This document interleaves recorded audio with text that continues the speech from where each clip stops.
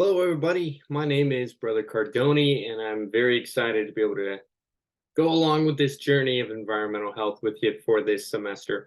Thank you, everyone, for also doing the week one introductions. It helps just kind of bring a little bit of closeness, just with this kind of distance learning that this online format is. But I really appreciate it. The whole purpose of these weekly reviews is if you've looked ahead, you'll know there's a lot of content for this class.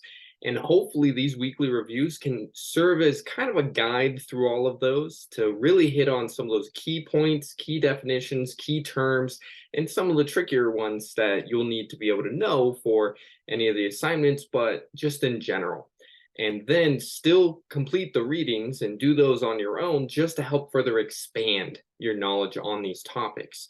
The readings can be able to help give some perspective, where this will be able to just get right down to the brass tacks and knowing what is important for this class. But that's really the purpose of it. This week, we're going to be going over birth defects, cancer, and chemical agents. And let's go ahead and get started. So the topics that we're going to be going over specifically are teratogens, and we'll go over that, what it means, where it comes from, and what specifics you need to know about it, carcinogens and chemical hazards, and then as well, what's known as the Global Harmonization System, or GHS. You possibly have heard of some of these things before, but if not, we'll go into it, so no worries. So very first, teratogens. Very simple. There's a definition for teratogens. It's an agent or a substance that can cause birth defects. Now, those substances or agents, they could be either chemical, physical, or biological, whether they're, for example, alcohol, smoking, or medication are examples of chemical. Radiation or ultrasonic noise, those are physical, or biological, like a virus or a bacteria. Most of these teratogens primarily affect a fetus inside of a pregnant woman close to about 2 to 3 weeks after conception. And that's a very interesting time period, just because it is typically before individuals even know that they're pregnant.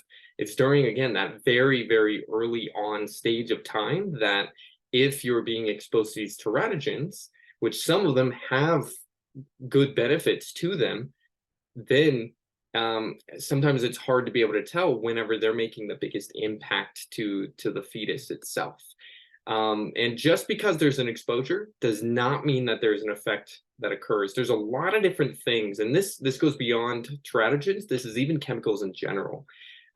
Is just, it really depends on 3 different factors, which is the frequency of how often you were exposed, the duration, so how intense or how long you're being exposed in that window, and then as well the timing, when exactly you were exposed. Because as we go through different things, we're vulnerable at different stages, and so all of these things ultimately play a factor in a teratogen ultimately having a bigger impact on the birth defects of the individual unborn child. There are 3 different stages which are important to be able to remember, that have to do with prenatal development. There's the germinal, the embryonic, and the fetal. Germinal is actually the least risk to teratogens. This is mostly whenever it's systemic cell division that's going on, but it's whenever it switches over to the embryonic stage that's where the biggest harm to structural defects, as far as having to actually do with the structure of the fetus's body, really kind of come into play. This is where a majority of the major organs and systems are developed. And then into the fetal stage, that's where a lot of the brain development is actually going on, and a lot of physiological harm and possibly still structural harm could be able to occur. But depending upon when, again, that timing of exposure is very critical in the prenatal development and how teratogens ultimately interact. Speaking of teratogens, ultimately what it is a teratogen ultimately comes, I believe it's Greek, and it comes from monster forming. And it's kind of harsh, really, but it's just centered around that monster forming of a child during those prenatal development stages. We're going to be talking about 5 different teratogenic chemical agents specifically, and going a little bit more into depth of what it does, kind of, and a little bit of the characteristics about it, how and what does it cause its teratogenic effects.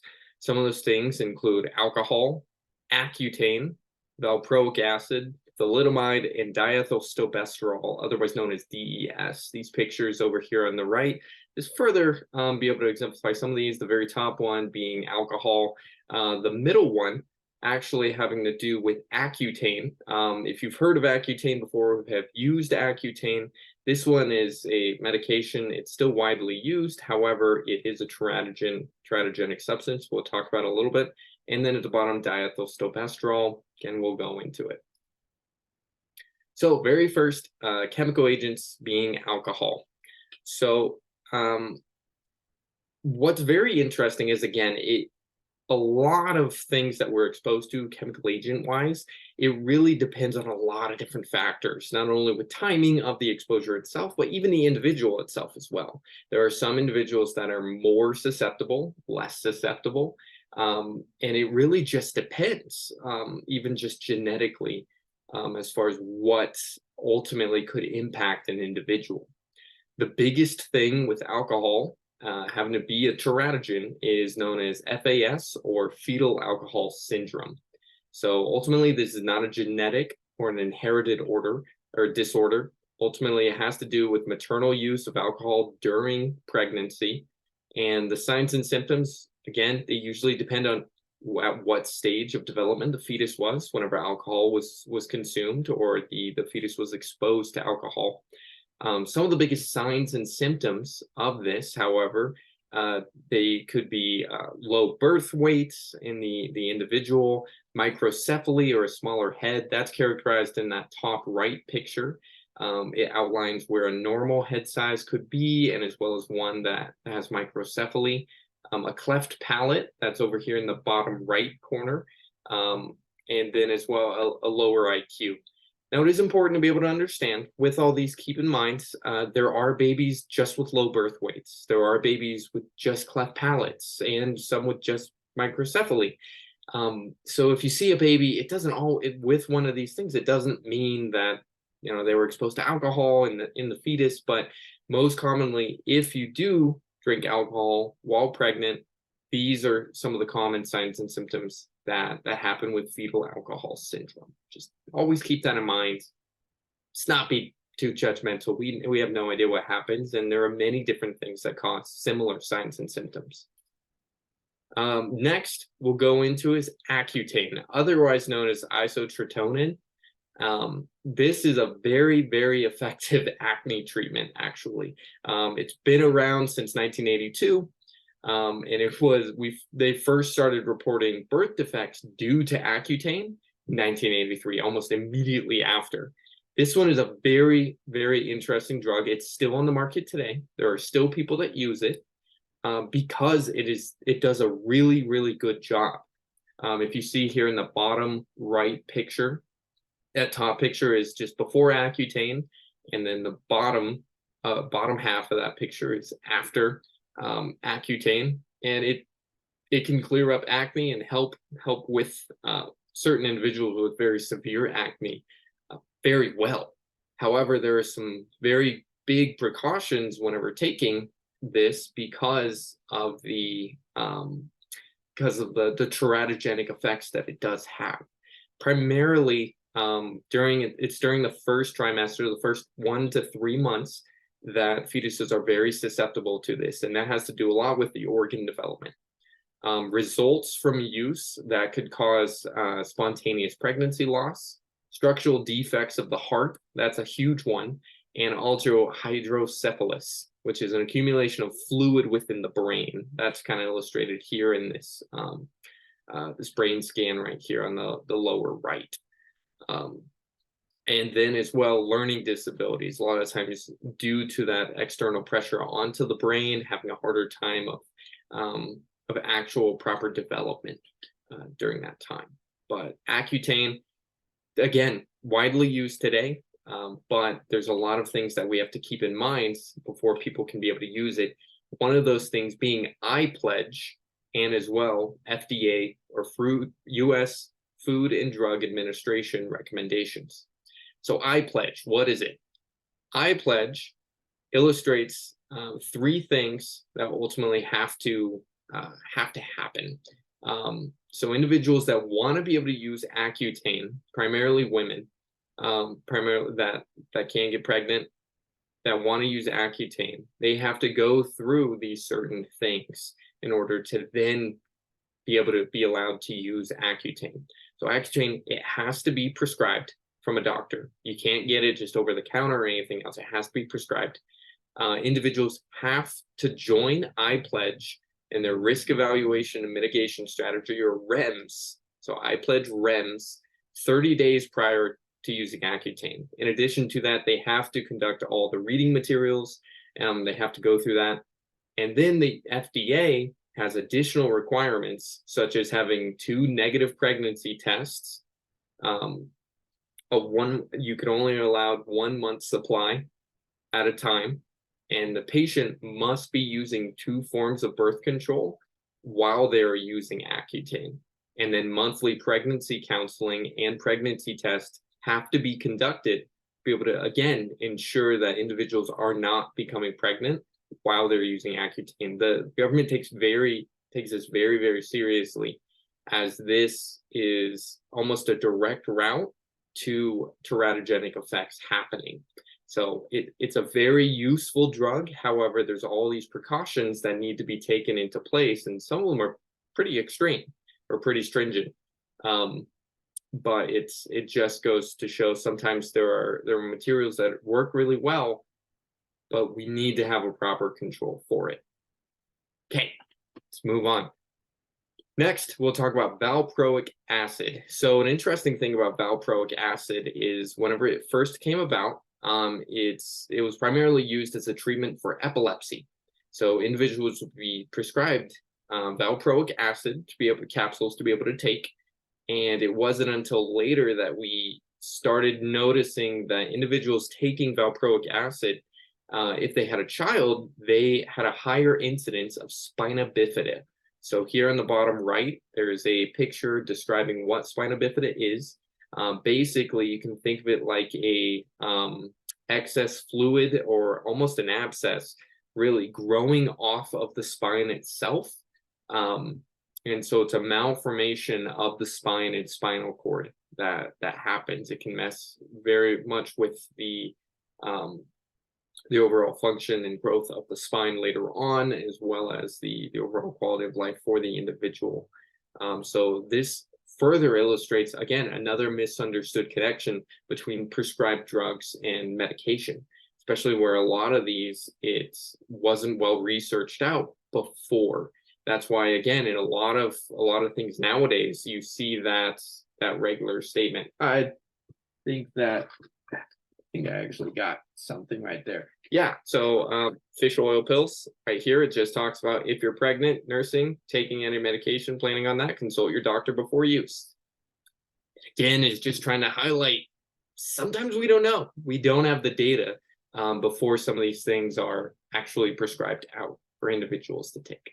But valproic acid, it was used to treat epilepsy, but it can cause spina bifida in unborn fetuses.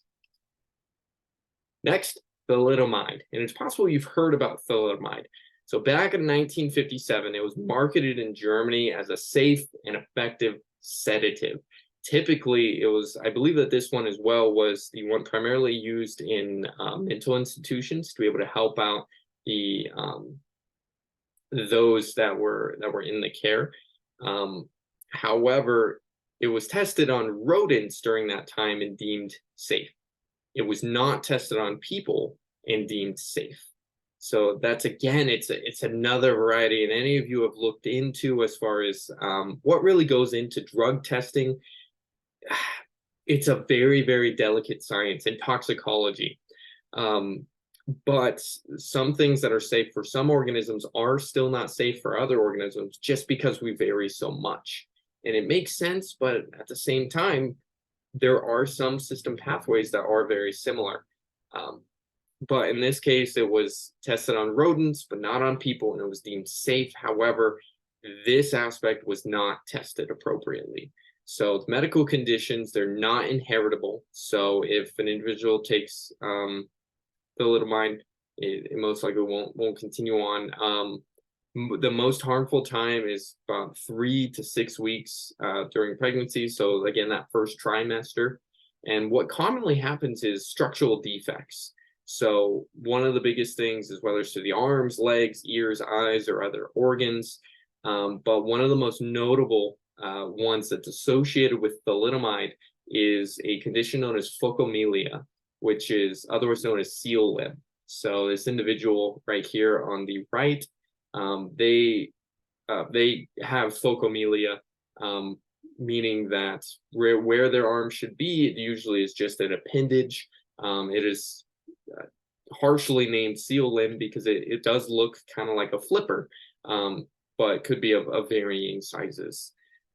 Other things that it could cause is inner ear issues, ultimately ending in deafness and not being able to actually perceive and pick up sound. All right. So the next one, what we'll do is diethylstilbestrol, otherwise known as DES. Try your best to be able to memorize it. It's still good to be able to know and show off to your friends. Hey, have you heard about diethylstilbestrol? In the 1950s, 1960s, it was rampantly used. So the ironic thing is that this was one of those medications that was prescribed to pregnant individuals, specifically to pregnant individuals, so that it would prevent pregnancy bleeding and prevent miscarriages, which is the very interesting thing of why it is a teratogen. It's very, very ironic. The very big hard-hitting thing for diethylstilbestrol is that it has generational effects. For example, if an individual's grandma took it in the 1950s, it is not only going to affect her daughter, but also possibly her granddaughter as well. Again, one of the hard things is if you think about that, like my parents, they were born in about the 1960s, 1950s. And so they could have been like around this time or pretty close to it. But even then, they're just now barely a grandma. And so we don't know of what it is beyond grandchildren because we haven't even reached that point in our society yet. But this is what we know so far. So with girls, it also depends on the gender of the fetus as well that it's affecting. So one of the big ones, adenocarcinoma of the vagina or the cervix. Also girls causing infertility or causing premature labor whenever they get pregnant themselves. For boys, it could cause cryptorchidism, and so undescended testes, epididymal cysts. That's a specific portion of the actual genitals on a boy, causing cysts there, and hypoplastic testes, or reduced size in the testes in sperm producing tissue. So again, a lot of this is hyper focused towards the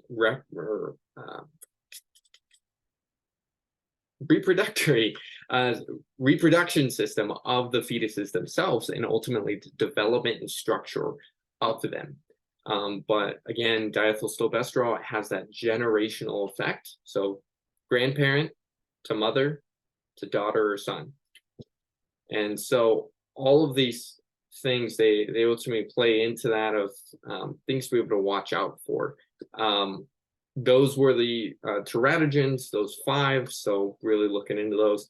We'll also be going over carcinogens. This one, hopefully you're the most familiar with, again, being public health majors, most likely.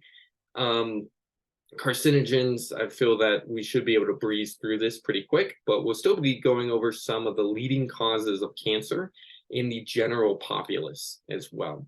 So carcinogens, very easily, they're cancer-causing agents or substances. Ultimately, they cause damage and the encouragement of reproducing cells that ultimately are damaged cells, therefore causing cancer. with this, the leading cause of cancer mortality is smoking. So keep that in mind, but we'll be going over into some of these other causes of cancer. So very big one, most likely you've heard of it, is asbestos.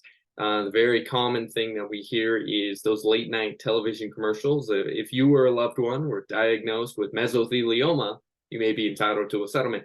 Mesothelioma is a condition that's caused by asbestos.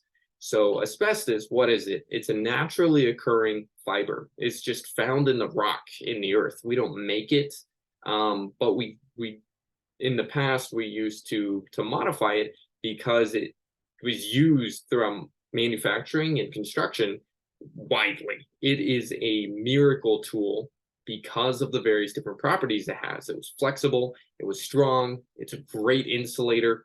It was chemical and fire resistant. It doesn't conduct heat or electricity. This is the ultimate building material. Unfortunately, it kills us if we breathe it in. So it's kind of a double-edged sword when you think about it. Ultimately, asbestos, it's into one of two ways. It's friable or it's non-friable. You don't have to know the specifics, but friable, basically what it means is that you can be able to pulverize it in the dust if you were to rub it between your fingers. Non-friable means that it doesn't. It's going to take something more than your fingers. But that helps to be able to, again, illustrate how easy it can be kicked up into the air, and then you're breathing it in, which is no bueno. So the most widely used asbestos types are chrysotile and amphibole. So just know that those two, at least, mining of asbestos in the U.S. has been banned. However, shipments of asbestos still come to the U.S. It's one of those loophole things. It's still used in some building materials. It is only recently, like in the past couple of years, that the EPA has pronounced an outright ban against it. So just like the EU and the UK have largely banned the material in any use, but no matter what, there will always be certain different objects that will always have asbestos. One of the big things being brake pads and brake shoes for your car. It's actually estimated if you were to set up an air pump at any intersection in the United States and sampled for asbestos, you would always get a very large amount, just because it naturally is shedding off. But again, it doesn't conduct heat. It's fire resistant. It's flexible. It's strong. It makes for great brake pads, and we haven't found a really good substitute yet. Common associated diseases, there are really three, but the two biggest ones, asbestosis and mesothelioma, as well as just causing lung cancer as well. That's how it's determined as a carcinogen. All right, a little bit more about it. So asbestosis, how does it work? Asbestosis, occurs from prolonged inhalation of asbestos fibers. Basically, it's an irritating agent, and just as you're breathing in it a lot, it creates scar tissue inside the lungs and reduces its capacity to be able to not only function, but then absorb oxygen ultimately. Mesothelioma is very, very, very rare. So if we were to rank it on the possibility, if you were to breathe in asbestos, most likely you're going to get asbestosis or lung cancer. Most likely you're never going to get mesothelioma, but if you do get mesothelioma, it's almost a certainty you have less than 12 months to live. It is very serious and it is very bad, but it also takes close to 10 to 40 years for these to develop. It takes a very, very long time, and a lot of times individuals don't even know that they've been exposed to it necessarily. But it's cancer caused due to asbestos inhalation. Ultimately, an asbestos fiber, it will travel in, hopefully you can see my mouth, so I'm going to explain it if not, travel in through the mouth or through the nose, down into the lungs itself. And as inside of the lungs, there are little pockets known as alveoli. That's where blood oxygen exchange is. I believe there's another lesson later on that we talk a little bit more about this blood oxygen exchange. But in the alveoli, where this blood oxygen exchange happens, those fibers can sometimes make their way into it. And whenever it makes it into it, it gets embedded into the side. And macrophages, basically different cells in the body, try to be able to get it because it's a foreign object, try to be able to eat it. It doesn't work. So it calls in more macrophages to try to eat it. Ultimately, they build up. It creates scar tissue and it makes the alveoli almost useless. That can be able to spread, other alveoli not being able to use due to the scar tissue, and then eventually move throughout the body as well. So mesothelioma, again, very, very bad deal. Once that's damaged, you really can't get it back either. So asbestos, where is it found? You'll find it possibly even in your house or even in your workplace as well, if you know where to look for it. Some of the very common asbestos containing substances could be insulation inside of your home or your work, carpet mastics, so the glue or the adhesives that are underneath carpets or tile, and popcorn sealing. That was one of the really big ones during close to about the 60s to the 80s, whenever popcorn sealing was very big around. Again, why did people put it in all these different places? It was fire resistant. And that is a huge thing whenever it comes to building codes. And so as far as like having a fire rated door or a fire rated wall, this was the perfect solution, but actually it was not that great of a solution. Basically, whenever it comes to most state programs for asbestos, and most states, like the state of Utah, for example, they have a specific asbestos program. The big thing with that is that they justify that anything that is not wood or glass should be suspected to contain asbestos. So again, it's not wood and it's not glass, it probably has asbestos in it. Basically, that just means that if there is any sort of demolition or remediation that needs to take place, you have to handle it in a very certain way. So suspected or confirmed asbestos containing materials, ACM, have to be inspected and removed by professionals. Not anyone can just do this, again, trying to limit that contamination as much as possible. Removed asbestos, it has to be double bagged, it has to be taken to a hazardous waste facility so that it's disposed of properly.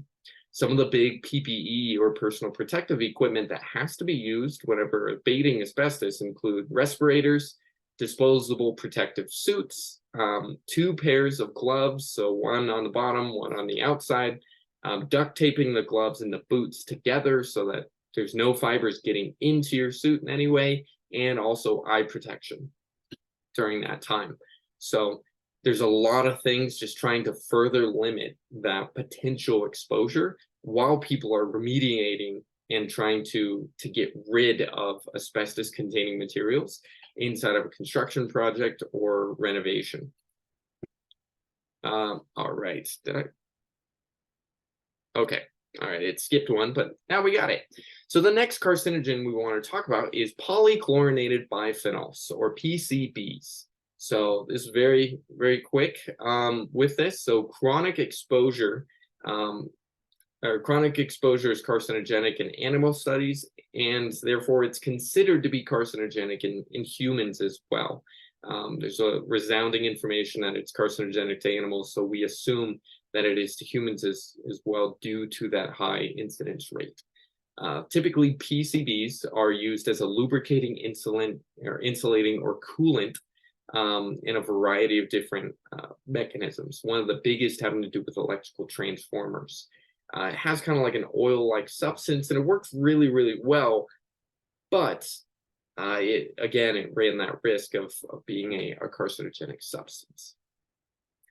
Next, let's talk about dioxins. And again, asbestos we spend a lot on, but there's going to be a lot of material about that. And hint, any exam, we're going to be focusing on asbestos quite a bit.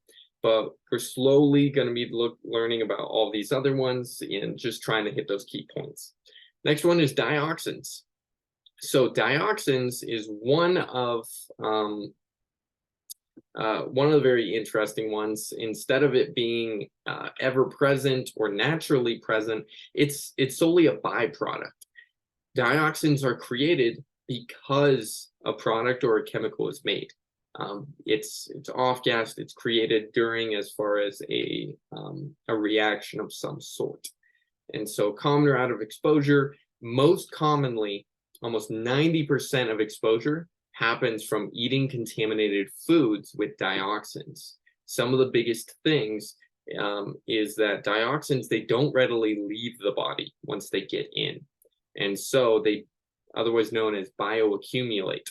Basically, your body's always trying to, as it's gaining or being exposed to something, it's always trying to filter it out. But with dioxins, it has a really hard time. So as you're even exposed a little bit every single day, it doesn't filter out very much, and it just keeps rising how much total exposure that you have. So common places that you could be able to have dioxin exposure, that includes living near or working in solid waste incinerators, copper smelters, coal-fired plants, burning household waste or wood, or even forest fires. They could just naturally occur in that way. So it's not just in your workplace that we're worried about this, it's just in your general environment and environmental health. See? Yeah, it ties in. There's the title of the class. But those are dioxins. This picture at the top just further talks about it. Different contributors towards dioxin exposure that could be present.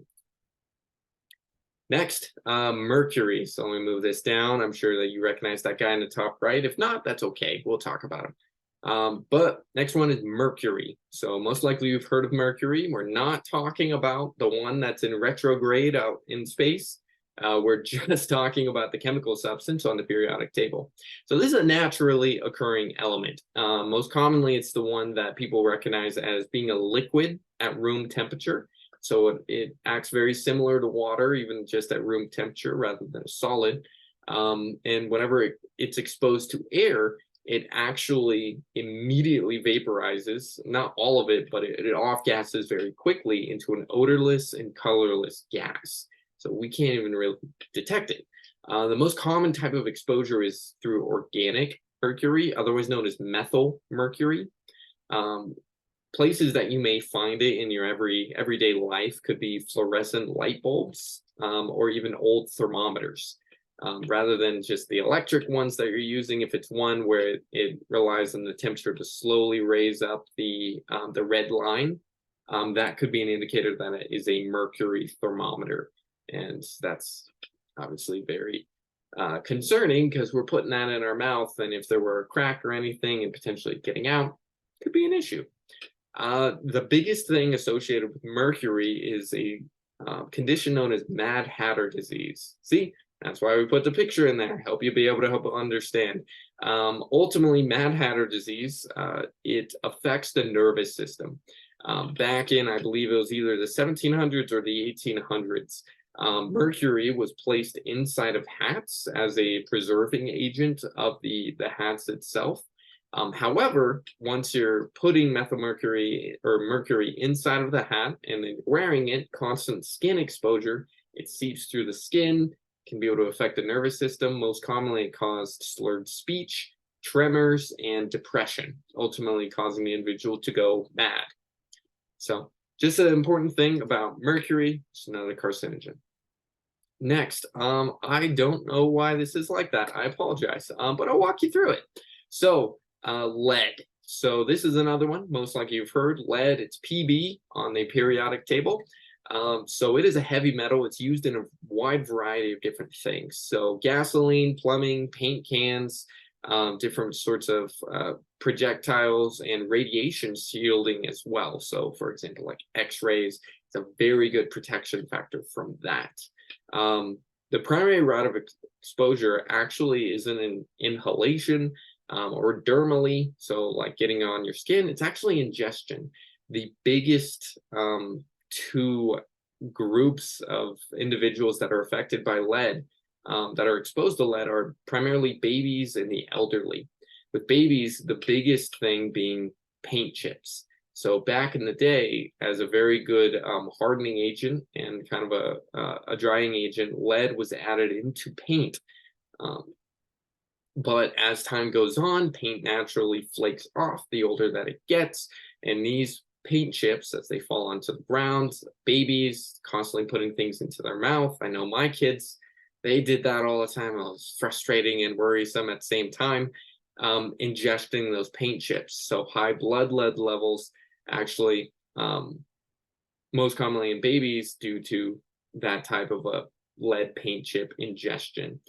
Even though lead has been banned in residential use from 1978, it could still be present if you're in a home that's older than that. It's not just paint chips, it could also be in your pipes. For example, in a hot water pipe, lead could be able to slowly leach out as the longer that pipe sits. So paint or water in the home, it should be tested for lead, especially if you're in an older home where it could be there. Another thing to be able to keep in mind is just sometimes whenever we paint our houses, we just add another layer on top of it. And so it may not necessarily be that surface layer of paint, but maybe one of the ones farther back that was originally put back on there if you have one of these older homes. The wonderful thing, there are at-home test kits. They're available. Anyone can be able to sample for lead, at least to be able to detect, is there a concerning amount? Does something immediately need to be done? No, there are certain precautions that you can take in the meantime to be able to help better address this, as well as if you really are concerned, you can always ask your healthcare provider potentially to do a lead test by withdrawing some of your blood and being able to see, have you been actually exposed to any lead? But not to worry anyone, but just as an awareness factor, definitely I would highly encourage just testing for either paint or water if you moved into a new home that may be within some of those danger areas before the banning in residential use. So lead, there are two different types of exposures: short-term, long-term. So a lot of it has to do with acute exposure and chronic exposure. So short-term, we're looking at different symptoms such as stomach aches and cramps, metallic tastes, hypertension, seizures. Long-term, that's where you could be messing with the brain development of children. Weak bones, so lead-induced osteoporosis. I'll talk about that a little bit more in a second. Reproductive damage, kidney damage, and anemia as well. So again, one of the fascinating ones, and this helped me to be able to help remember that one, is the weak bones exposure as far as to lead. So lead-induced osteoporosis, basically how it works is that as you are subjected to lead or ingesting lead, is that whenever your bones are looking for nutrients to be able to help kind of keep it up, there are common chemical pathways that the bones use to be able to allow in certain nutrients and keep out other ones. You may have heard, if you've taken an anatomy class, sodium potassium ion channels for muscle contraction, very similarly. And so what commonly happens is that if you're exposed to lead, is that some of it will be filtered out, but some of them, as it enters into your bloodstream, will go to some of these sites, chemicals receptor sites, and block them so that they can't be activated. Therefore, what happens is that calcium is not able to enter into the bone like it should to be a strengthening agent, and instead the bone naturally starts losing its structure, and it can cause hole development throughout the bones itself. So just another way to be able to remember it: lead-induced osteoporosis, or weak bones happening from long-term lead exposure. Okay, sorry. All right, yeah, I went fast, but okay. The next one is a very general term, which is pneumoconiosis. And so this is lung disease by inhaling certain kinds of dusts. So we're going to talk about a few of them, but ultimately it's dusts that can also cause lung disease. So three main types we're going to discuss: asbestosis, inhaling asbestos fibers. That one should be one to make sense if you saw it on multiple choice. Asbestosis, what is it caused by? Hopefully asbestos should be your good first guess. Next, silicosis. Very similarly, it's inhaling silica dust. So inside of rock, there is a compound known as silica. And so it's something that OSHA takes a lot of focus on in making sure to protect individuals, especially concrete workers, such as this individual up here. As far as with the saw cutting concrete blocks, most likely just a mason. And then as well, there's coal workers' pneumoconiosis, known as inhaling coal mine dust. So hopefully these should make quite a bit of sense. Hopefully there's not too much raw memorization having to do with it, but just it's knowing that inhaling some of these fibers or dust can also further lead to lung cancer and further other lung diseases. Ultimately, as you're exposed to these on a chronic type time frame, they can permanently reduce lung capacity and further damage the lung and eventually lead to death. So breathing in any of these things, they're not good. So next, that was cancers. Again, those are the big highlight ones that we want to focus on, but go into the readings to be able to expand them out a little bit more. Next, and finally, we'll talk about the Global Harmonization System, otherwise known as GHS. So there's a lot of history having to do with this one. Basically, the whole purpose of the GHS was to improve the quality and the consistency of hazard communication. It wasn't until fairly recently, actually, that the US and the rest of the world used different systems. We're a big economic player. If we're declaring hazards as a different thing than, say, the United Kingdom, that's a big deal because we're constantly sharing ideas and chemicals and other different substances. We need to be on the same page whenever it comes to hazard communication so that ultimately we can protect the greater good or the greater population. So the GHS was the ability or the initiative to get onto the same page as everyone. Everyone in the world now uses the same system for hazard communication, which is awesome whenever you think about scope. Basically, it illustrated two types of responsibilities. Responsibilities for manufacturers and importers, meaning they have to evaluate the hazard and create an SDS, a safety data sheet, for this specific chemical or material. You may know this if you've worked in an industry for a little while. This previously was known as an MSDS, or Material Safety Data Sheet. But again, whenever the United States better decided to follow the GHS system, they turned it from MSDS to SDS. Small change, but it was a big signifier. Next, it's also employer responsibility. So any place that you work, they also have responsibilities underneath the GHS. One of it is maintain the labels and an SDS for every single chemical on site. So if you work outside of going to school, I actually challenge you, ask your manager, ask them, hey, do you know where SDSs are kept?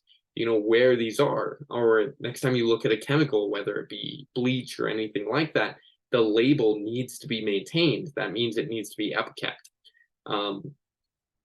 Basically, even if it's a standard bottle of bleach, we need to have an SDS which outlines what is this chemical good for, like how should we use this chemical, any personal protective equipment we need, and then as well, what is this chemical bad against? What do I do if there's a spill? Who do I contact? What do I do if I ingest it? What do I do?